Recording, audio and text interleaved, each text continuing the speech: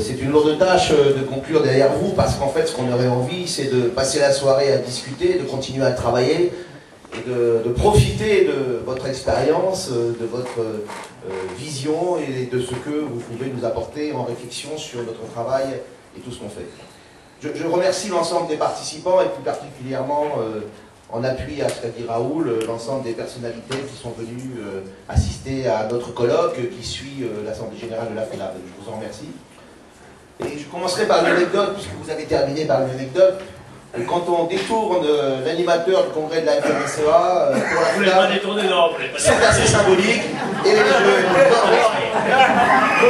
n'avez pas détourné. J'ai bien compris. Permettez-moi ce jeu. Je viendrai l'année prochaine. Merci d'être venu chez nous tout de même. J'ai bien noté la qualification d'agriculture moderne que vous avez utilisée. Mais si la modernisation n'est jamais finie, on est bien d'accord, cette agriculture que vous avez qualifiée, elle n'est pas moderne. Elle s'accroche à des modèles et des pratiques anciennes qui en fait une agriculture finissante. Et il y tend car les dégâts sont considérables. Eau, air, sol, fertilité sociale. Tout est impacté de manière très grave et pour certains critères pour une longue durée.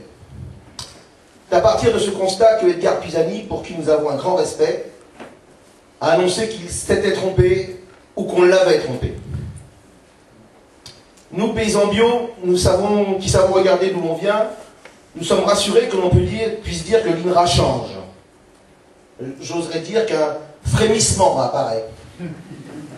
Ce n'est pas la révolution dans cette grande machine, mais nous saurons lire les signes qui doivent s'amplifier pour qu'elle garde une crédibilité.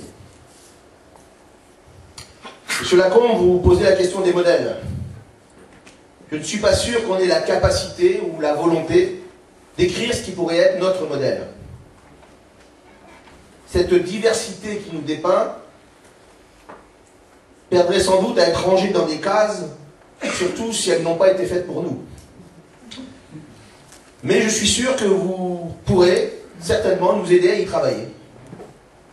Je note que votre activité vous a permis de voir que les valeurs que porte l'agriculture biologique et notre réseau s'inscrivent bien dans ce que nous résumons par la coopération plutôt que la compétition. Je vous laisse, mais c'est sans surprise pour nous, la description très imagée de l'agriculteur type moderne, libéral. Nous partageons ce constat. Et c'est un autre projet que nous portons. Excusez-moi. Il a été évoqué la grande distribution. Les bios n'ont pas peur de la grande distribution. Nous constatons, quand nous les rencontrons, que tous ces opérateurs sont à la recherche d'une nouvelle légitimité. Ils communiquent sur la bio, les alliances locales, les circuits courts, les diverses qualités, mais ne changent pas de pratique. Et ces pratiques ont mené l'agriculture à la faillite sociale. Nous leur avons proposé de travailler à la construction de nouveaux rapports sociaux. La balle est dans leur camp, nous sommes prêts. On rêvait, avec Dacian Cholos, d'une PAC qui serait devenue une politique d'alimentation européenne, qui aurait pris en compte les actifs, et non pas les rentes de situation, que d'aucuns ne cessent de protéger. Sans doute n'avons-nous pas été encore suffisamment forts pour l'aider à finaliser ce projet initial. Les forces rétrogrades à l'œuvre dans l'agriculture et l'agroalimentaire sont toujours en action pour défendre leur seul intérêt de pouvoir et de finances. Alors, et vous savez, il nous faudra encore de l'énergie, vous en avez parlé, et des moyens pour faire évoluer les politiques publiques. D'ailleurs, nous sommes vraiment preneurs d'un vrai partenariat pour la mise en place d'une politique agricole publique digne de l'attente des citoyens. À ce jour, nous n'avons pas de retour, car il semble qu'il n'y ait plus d'intention ou de moyens de mettre en place de vraies politiques publiques dans l'eau, dans l'agriculture. Et pourtant, eau et agriculture devraient faire bon ménage.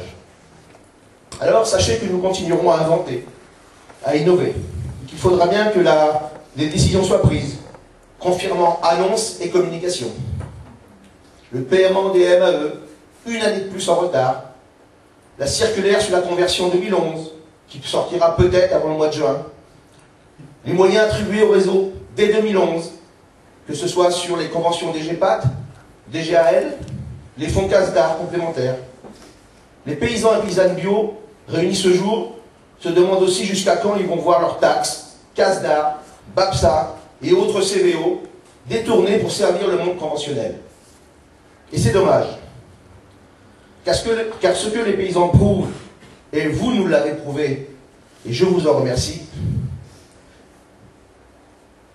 ce que les paysans prouvent au quotidien, c'est que l'on peut, à partir de la base, du terrain, construire des outils économiques rémunérateurs et solidaires qui mettent en œuvre ce qui fonde notre projet commun, la coopération plutôt que la compétition.